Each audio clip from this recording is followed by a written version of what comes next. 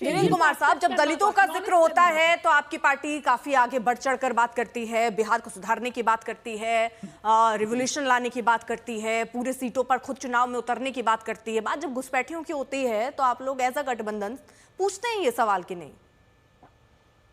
देखिए, इस घुसपैठिए के सवाल पर देश का कोई भी नागरिक क्यों नहीं समर्थन करेगा। हाँ, कुछ विपक्ष की पार्टियों को ये जरूर तकलीफ होती है कि उनको इन्होंने वोट बैंक समझ रखा है, जो हमारे देशवासियों को दी जा रही सुविधाओं को लूट रहे हैं, उनको ये लोग अपना समर्थक समझ रहे हैं। यही लोग न थे, कांग्रेस पार्टी के नेता आदरणीय राहुल गांधी जी ने कहा था कि भारत में लोकतंत्र खतरे में है, इसलिए पश्चिमी देश इंटरवेन करे। हाँ।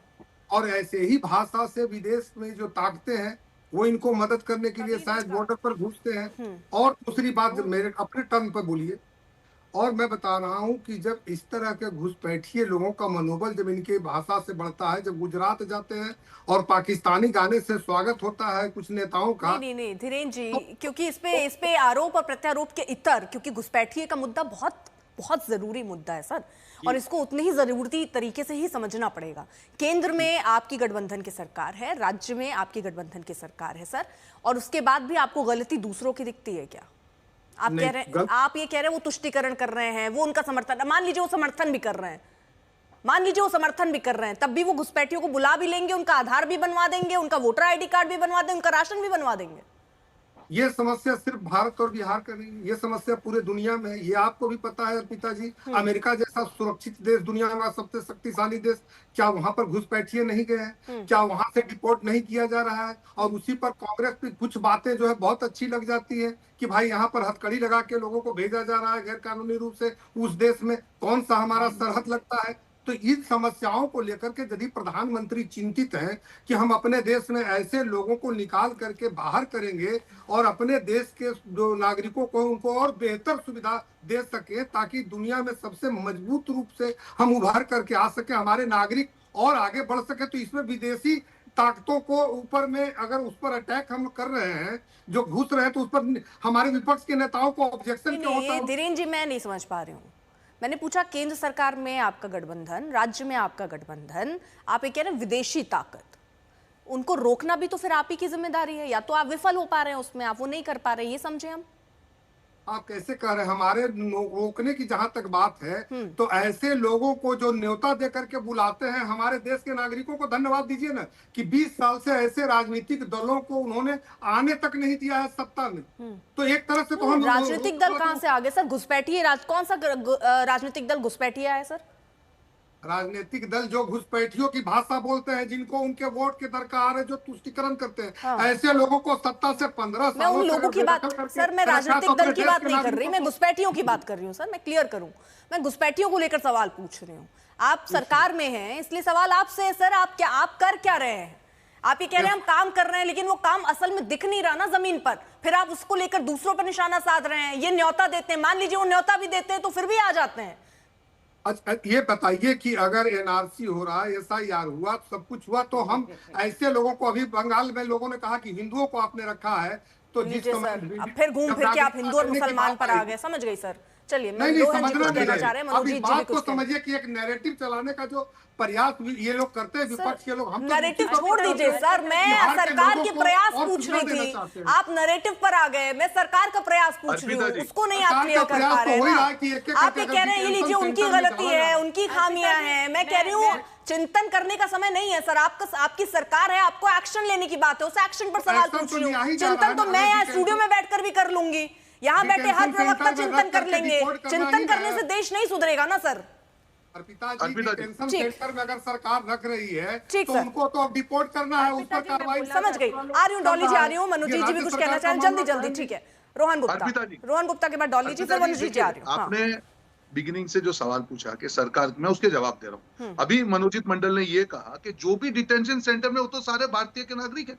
अगर घुसपैठियों को आज भी ये संरक्षण दे रहे, उनसे क्या अपेक्षा करें? सरकार ने, किसने डाला उनको वहां पे डिटेंशन सेंटर में? सरकार ने डाला, ये सरकार के खिलाफ पड़े। अभी डॉली जी ने बात कही बिहार की, एसआईआर जो हुआ, एसआईआर क्यों है? ऐसे जितने भी अवैध लोग हैं जो देश के जो नागरिक बन चुके हैं, उसके ऊपर एक्शन लेना है, आप उसके खिलाफ करें। वोट चोरी हुई है, घुसपैठियों की वोट चोरी हुई है और इसीलिए आपके पेट में दर्द है। और आज जो एटम बम आपके नेता बात कर रहे हैं वो तेजस्वी यादव ने आपके ऊपर फोड़ दिया। वोट चोरी का नैरेटिव फ्लॉप हो चुका। किसकी वोट चोरी हुई मुझे बताइए। 65 लाख ऐसे लोग जिनके नाम अंदर थे, आप एक एग्जांपल भी नहीं देख पाए कौन सी वोट चोरी हुई। एसआईआर के खिलाफ आप कैसे खड़े? तो जब सरकार प्रयास कर रही है घुसपैठियों को रोकने के लिए, आप उसके साथ खड़े नहीं है।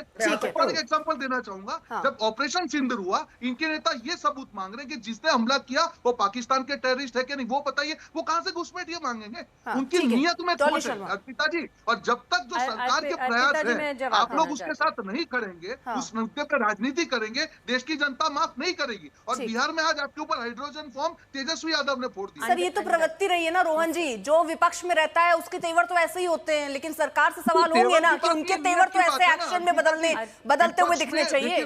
ठीक, आपका मैं जवाब दे दूं। तेवर रहने चाहिए पर नियत साफ रहनी चाहिए। तेवर रहे, नियत रहे, लेकिन आंकड़े भी तो रहे सर। तो नहीं हो सकता है। तेवर रहे, नियत रहे, बातें रहे, लेकिन एक्शन भी तो हो सर, आंकड़े भी तो दिखे सर, वो आंकड़े ही नहीं दिख रहे। आप डिटेंशन सेंटर में रहने वाले के साथ खड़े तो देश के खिलाफ हुए ना। ठीक है, डॉली शर्मा या नियत तो इनकी पता चल गई कि खून और पानी साथ नहीं बहेगा, लेकिन सरकार की वजह से क्रिकेट मैच हो सकता है। और आज देश के वो 26 परिवार रो रहे हैं खून के आंसू और लगातार कह रहे हैं कि इस देश में हम, इस देशवासियों की शहादत के इस सरकार के लिए कोई मायने नहीं है। नियत आपकी है ये रोहन गुप्ता। दूसरी बात जो आपने कहा एसआईआर आपने किया, 65 जी अपने अपनी बारी में प्लीज सर, वो नहीं बोल रही थी जब आप बोल रहे थे, प्लीज आप बीच में मत बोलिए। ठीक, आप जवाब दीजिएगा सर, दे लीजिएगा उसके बाद रोहन जी, उसके बाद आप एक 65 लाख लोगों के नाम कटे। 65 लाख लोगों में 35 लाख मतदाता वो हैं जो परमानेंटली शिफ्ट हो गए, 26 लाख मतदाता दूसरे निर्वाचन क्षेत्र के, उसके अलावा 22 लाख के करीब मृत पाए गए। आप मुझे बताइए अर्पिता जी, घुसपैठिए कितने निकले इस एसआईआर में? बताइए इस घुसपैठिए कितने निकले, कितने भारतीय जनता पार्टी ने निकाले? आप मुझे ये बताइए। कांग्रेस, देखिए अर्पिता जी फिर ये बीच में बोल रहे हैं। रोहन जी प्लीज, अर्पिता जी फिर ये बीच में बोल रहे हैं। मुझे बताइए वोट चोरी किसकी हुई? मुझे मेरा पॉइंट कंप्लीट करने दें। ठीक है। अरे ये आप रोहन जी, मैं बड़े रिस्पेक्ट से कह रही हूँ, आप जब बोल रहे थे मैं नहीं बोल रही थी। आप मुझे ये बताइए अर्पिता जी, घुसपैठिए इस देश से बाहर जाने चाहिए, ये कांग्रेस पार्टी का स्टैंड है, हम कह रहे हैं। लेकिन हमारा स्टैंड ये भी है कि जो इस देश का नागरिक है उस जिंदा व्यक्ति को आप वोटर लिस्ट में मृत घोषित एक एग्जांपल दिखाइए डॉली जी, देश एक में एग्जांपल बहुत सारे दिखाइए लोग 65 लाख में से। और हाँ, मैं अरे एक एग्जांपल बताइए ना, एक मैं एग्जांपल। आपको पूरी सीरीज 7 लोग जिन्होंने राहुल गांधी जी के साथ चाय पी, 65 लाख में से मैं चैलेंज के उर्मिला, साथ एक एग्जांपल बताइए आप। एक एग्जांपल नहीं दे पाए आप। मैं बता रही हूं, मैंने पिछली डिबेट में भी कहा, आप गलत नैरेटिव फैला रहे हैं। एक एग्जांपल दिखाइए। उर्मिला आपकी पार्टी एक एग्जांपल नहीं दे पाई कि किसकी वोट चोरी हुई।